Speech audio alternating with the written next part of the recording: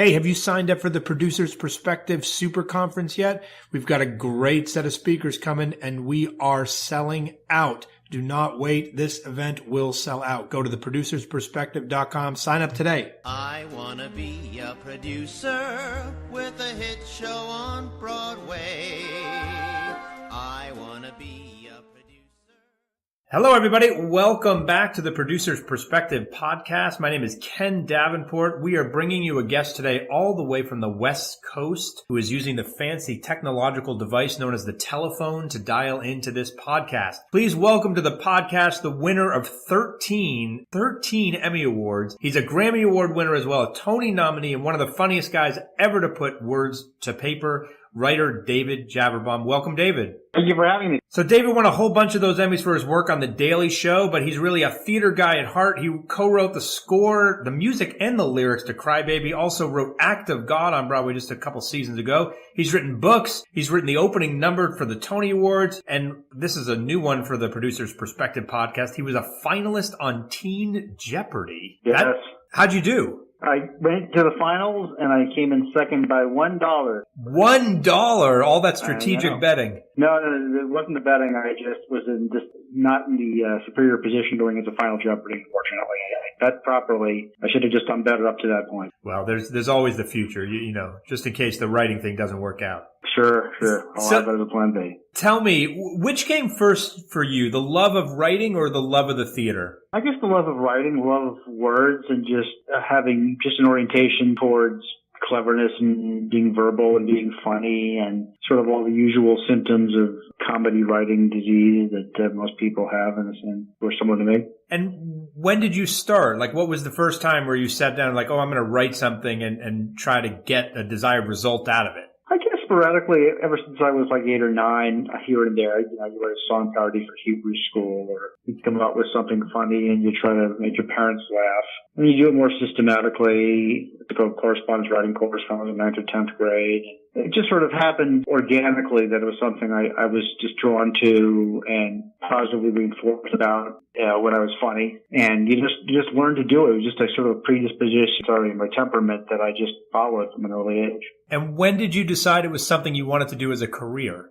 I'm not sure I decided that yet. I'm just doing it. I just sort of, it was what I could do, and it was what I just sort of stuck with my guns and didn't make a decision until opportunities arose whereby I was able to find a way to make a living and find creative fulfillment in doing it. But certainly for the first few years of college and when I went to graduate school for musical theater at NYU, and then after that I was just temping to get by and I didn't know what I was going to do. I was just kind of screwing around. You went to this small undergraduate institution I've never heard of before called Harvard, right? That is correct. And what was your major there? Government. Government?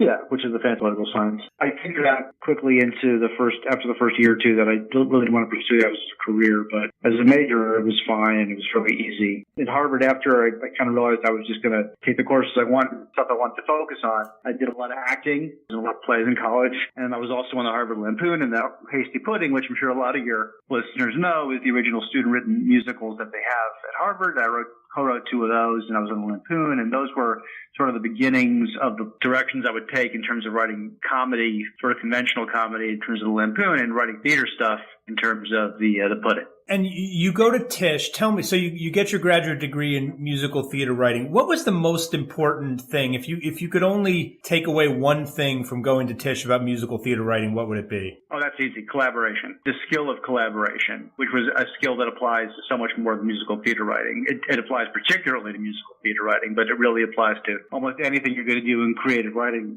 short of writing a novel, in a garret. It was just something that I really, up to that point, I sort of precious about, well, my stuff is my stuff, and I don't, I'm just too cool for school and working with other people. But then I quickly learned and realized that it was really, really fun and satisfying to work with other people and to kind of try to mind meld over a project and find a way to bring out the best in each other rather than the worst in each other was itself a worthy and fun art to try to pursue and get better at. And is there anything that people can do to be better collaborators than just by collaborating with more people? Yeah, I guess I don't know if I set out that to do it, but I guess in hindsight, it's just a willingness to let go and be open and be osmotic and let yourself, open up yourself to someone else's talent and let them cross-fertilize your talent and just meet them halfway, not in terms of bending to their will and letting them do some stupid thing that's a dumb idea, but finding what they're best at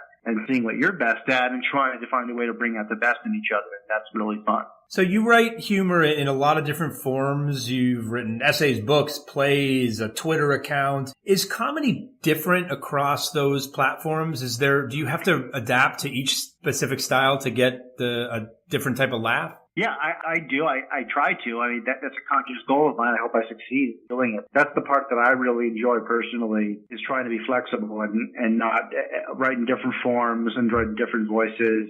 I've never had a desire to write anything about, a 40-something Harvard graduate who writes comedy in LA. I don't care about my own life. I don't think anybody else would. But I just like writing other stuff in different forms and different characters. And just, like I said, I mean, that's collaboration too. That's collaboration with an art form and also with a character. And there's other kinds of collaboration in mind melds other than just, actual human beings that you're working with. So I've always just relished that kind of attempt to not be too specialized. And what makes you pick one form or another? Like specifically, you're coming up with an idea. What makes you go, oh, this is for the stage, as opposed to this is a book? That's a great question. I mean, I don't know if my experience is broad enough to answer that authoritatively, but for me, I try to just listen to the idea, which is kind of a pretentious thing to say, but just to see what the best way to express that idea is, without any prejudging it. So I just try to open up to it and say, here's an idea. An idea I have is, let's write a book as God. What would it be like if God had his memoirs? Yeah, so I had the idea for God and his memoirs, and I thought, it'd be funny if God could look back in a sort of nostalgic way about what he's done. And I thought, in that case, the best format might be a parody of the Bible that's in chapter and verse. That would be really funny, and then I have something to make fun of. So I started working on that, and my publisher said, everyone's doing this Twitter thing now. Twitter's very popular. Can you write Twitter account to help publicize the book and do it as God? And I thought, sure, I would do that. And then I thought about that Twitter is a very kind of oracular form where you can just make these declarations as God, and it works very well. So I adapted the voice to that. And that proved a success as well. And a producer, after a few years, came to me and said, Jeffrey Fenn, my buddy Jeffrey, came to me and said, we should make a play out of your Twitter account in your book, and can you transform the voice to make it a play? And I thought about it. I said, sure, I could do that too. And I changed the voice and the technique and to try to make it something that would work in the context of a live event with about 800 people around you and just feeling the presence of God, even though it's obviously God in the form of Jim Parsons, but still it's that's going to have its own inherent tension and excitement, and how to work with that too. So I just try to go with whatever I'm given and not be doctrinaire about it. So I didn't realize that was Jeffrey's idea to adapt it as a play. I had thought about it a little bit, but I thought about it idly, but he really brought it to me as a practical proposition and really had the idea of the Ten Commandments being a possibility of a framing device as well, which really helped immeasurably in terms of creating the play, because then you have a built-in structure that's natural and organic to the material, and that would feel good in a live context. Talk to me about Crybaby. How did that idea, where did that come from? That was not my idea. That was the idea based on the fact, the rather obvious fact, that John Waters' Hairspray made a huge amount of money and was an incredibly successful show, and I'm sure they thought, why not make a second one? And it was a really good idea. I mean, why not make a second one? And this time try to make it a little different. John Waters was more involved, and they brought in O'Donnell and me in to do the book again, and they were looking for a different songwriting team, and they kind of had open auditions, and they found me as a lyricist, and they found Adam Schlesinger, who I had not met or worked with previously, as the composer. And that was a very, very happy union that we've worked together ever since on a variety of projects, but that was just sort of a matchmaking situation. And that was a great experience, and we had a great time writing those songs and getting to work with each other, Adam and I. He himself is a great lyricist, and I think he'd let me contribute a fair amount to the music, so it was really a collaboration of both lyric and music, as it always has with us. Let's talk about that a little bit, because you talked about how you learned about collaboration in school, and it's very rare that someone writes music, lyric, like that kind of collaboration exists. How did that actually work? I contributed to. He's the principal composer, and I'm principal lyric. To be sure. But I think it was just a realization on both of our parts. And Adam himself is an incredible, he's an incredible many things, but he's an incredible collaborator among them. He works with all kinds of people in all different capacities and all different musical forms. He knows it as well. That basically what you're doing is you're just trying to put aside ego for the best possible product. It's not that you don't have an ego. I certainly do. But you just, put it aside and try to make the best, funniest, most innovative or whatever thing, and best idea kind of wins. And don't be too formal about, if it's a word, I'm going to write it. And if it's a note, I'm going to do it. We'll both just work back and forth. And I gradually realized over the years that there's a lot of joy to be had in that, in opening up in that way. And working with Adam's been a major part of that, for sure. And what's your specific process for writing a lyric? Do you write a monologue first? Do you write the last line? What's the process for you? Or does it change every time? It changes every time, but certainly if there's anything comedic about the lyric, and many, but not all, but many of my lyrics are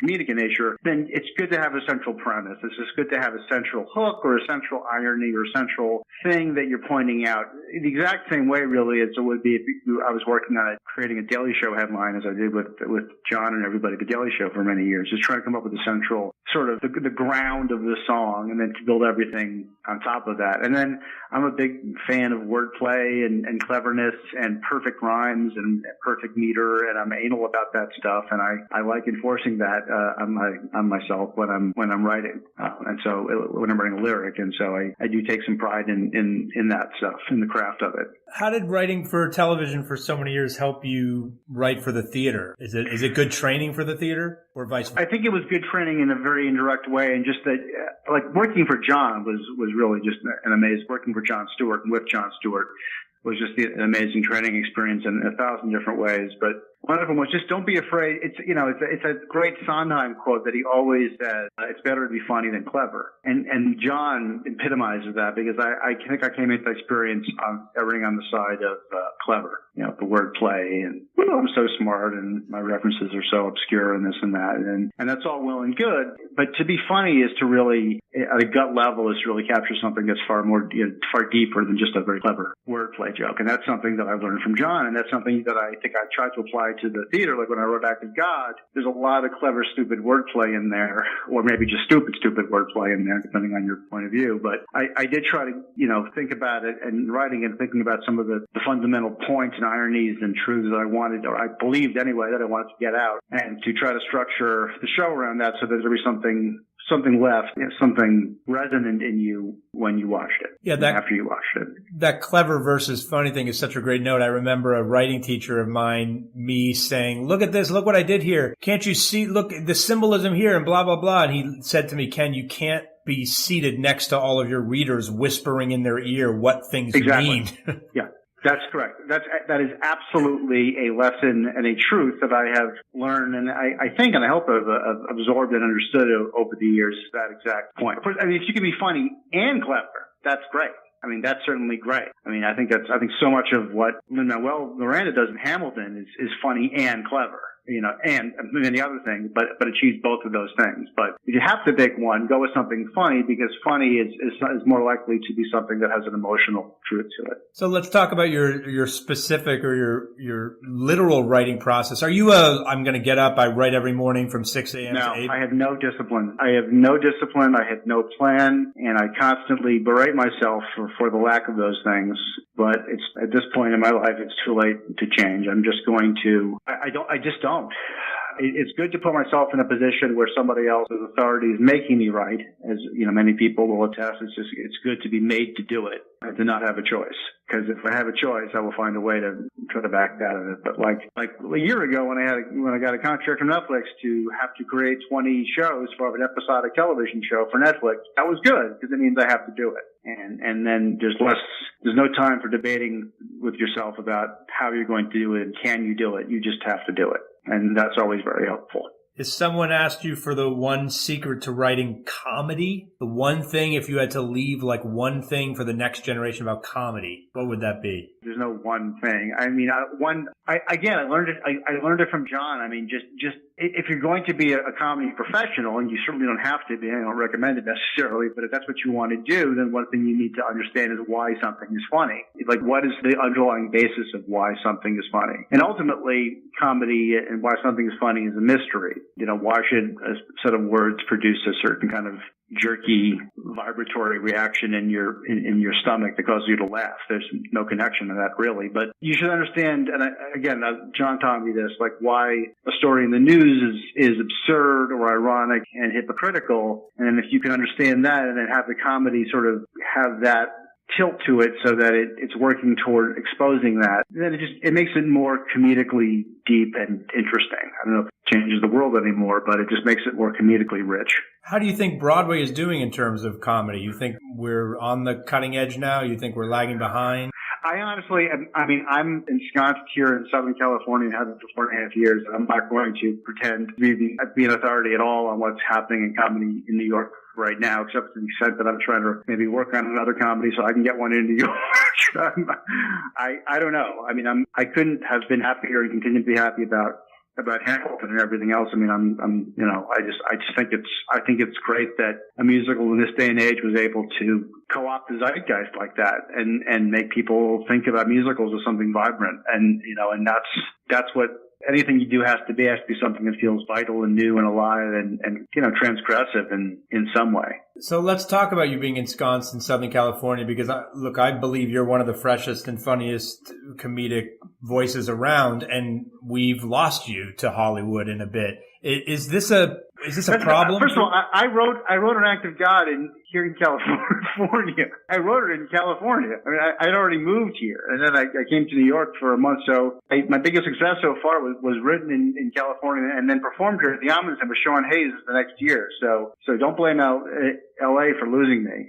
I'm also just getting older and more senile. That's not an LA thing. That's just a me thing. What should Broadway do to keep and foster more young writers? And, is it about different option advances? Is it about different business models? Is there something we can do to keep more people here? Or are there just writers that are going to write more for Hollywood than more for Broadway? I think there's writers are going to write more for Hollywood and more for Broadway. I mean, I really I've had a career where, as you mentioned, I think in the introduction, I've written a lot of songs for television, and I've gotten good at it, and I really enjoy it. I think it's a nice fusion of musical theater styles and television styles. I think, it's simply having great shows like Hamilton and Book of Mormon before it that are out there that make people want to see them, and then make some people will want to write them. I think having good shows will ultimately breed good shows. I think it's just that simple. I mean, I don't know. I would imagine if there had been a formula for keeping Broadway successful or keeping Emmys successful, it would have been canonized by now, and there wouldn't be a problem. So I think it's just a matter of just continuing trying to bring good new stuff to the stage. It does pay more out here, I'll tell you that. But I will also tell you that there's no bigger rush than having a live audience watching your stuff and knowing that you wrote it and laughing at it. I mean, I've had both of those things and happen to me, and they're both great in different ways. But the part about the theater that I like is that it's so visceral and so immediate. It doesn't involve the transmission of electrons along cables. It's just, you and the thing in front of you, and it's very felt. Well, it's that paycheck thing that I hear from a lot of writers here, of course, that they want to go out there and make a lot of money so they can maybe come back and do something. Any advice for writers of the theater playwrights that want to write for television? Is there something they need to do in order to shape their skills to write for that medium? I don't know.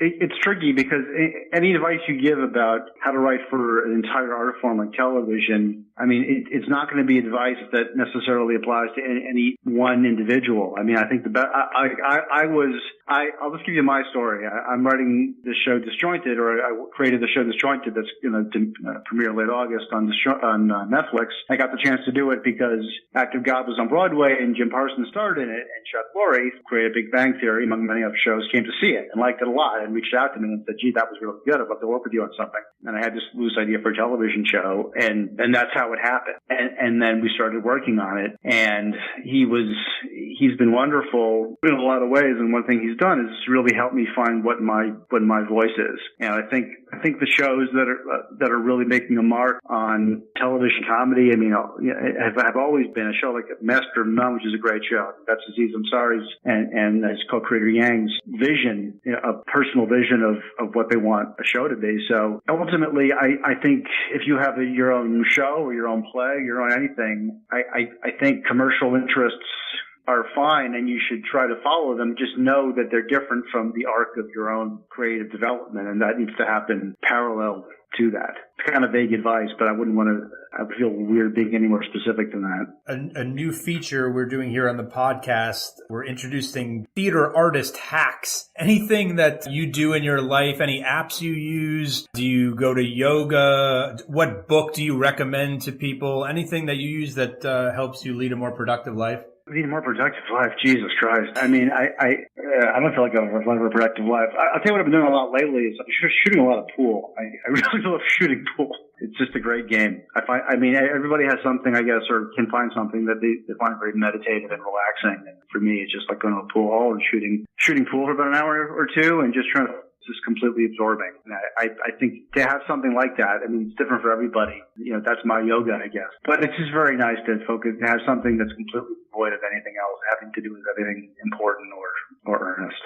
And also, the other advice I would give is don't try, this is common advice these days, try not to spend too much time on your phone. Try not to spend too much time worrying about the world, because the world is beyond repair. So there's nothing you can do about it, and your conscience can be clean. Yeah, you shut down Tweet of God, right, for that reason? I shut down the Tweet of God. The immediate reason was that I was about to start working on this television show, and I didn't want to split my focus. And then the larger thing was I just spent a lot of time on it. It was very successful, but I didn't like what it was doing to me. I didn't like the way that it was making me obsess about how many views I'm getting and this and that. I didn't like the way that it made me prickly when it came to any kind of criticism I got. I didn't like what it was doing to me. And I think it does that to a lot of people. I think a lot of people just get burned out on that. So I just thought for the betterment of my soul, I would stop. I may come back to it at some point. It's still up, and I haven't shut it down. I don't plan on shutting it down.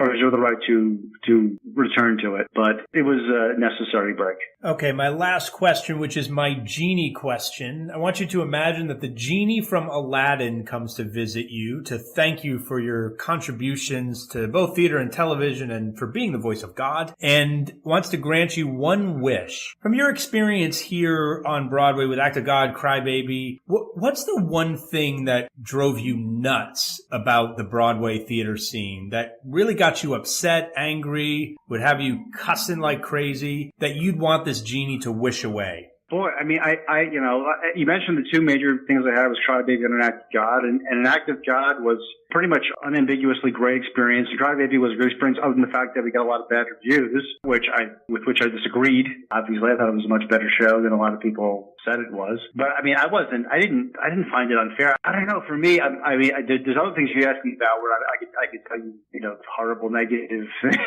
things or counter realities that would have been the case. But I have no complaints about my time on Broadway. I love it, and I just so appreciative of the fact that I got to, especially. The Cry Baby now is being done all around the country in various places, and I'm hoping there'll be some kind of revival and a reassessment of it. And I sort of understand why. There's a lot of reasons, at least superficially, not to like it. You say, oh, it's just like Grease, it's another John Waters thing, and this and that. But I think the score is being reassessed, and certainly Screw Loose is everybody's audition song. I've seen a lot of audition songs of people trying out on Screw Loose on YouTube, which is great. And then for An Act of God, I'm so fortunate that this great producer who's very active, Jeffrey Finn, got me to write this show, and then we went out and we found Joe Mantello and Jim Parsons at a package deal, and we opened on Broadway with great reviews. I mean, I got nothing to complain about. I had a very blessed time, no pun intended.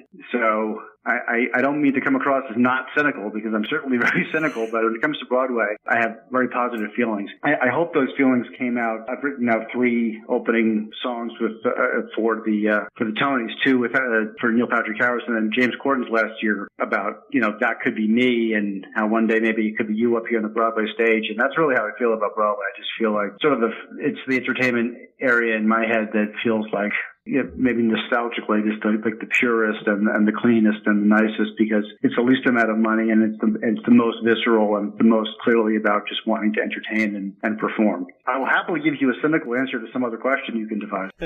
We just have to get you spending more time in our very small seats with no leg room and dealing with our stage. Like if I were going to the theater every night and I could do that, I would probably complain about that. I would probably complain about the fact that the number of cocktails is limited between acts, probably like a broader selection of drinks and stuff like that. But I'm not there that often, so I have nothing but Pollyanna eyes. Well, you're so good at what you do. Here's hoping you are here much more often in the future. Thanks so much for being here today with us. Thanks all of you for listening out there. Don't forget to subscribe, and we will see you next time. Thanks, David. Thank you, Ken. Don't forget to check out the Super Conference at theproducersperspective.com. We are selling out, and I want you to be there. It's going to be super fun.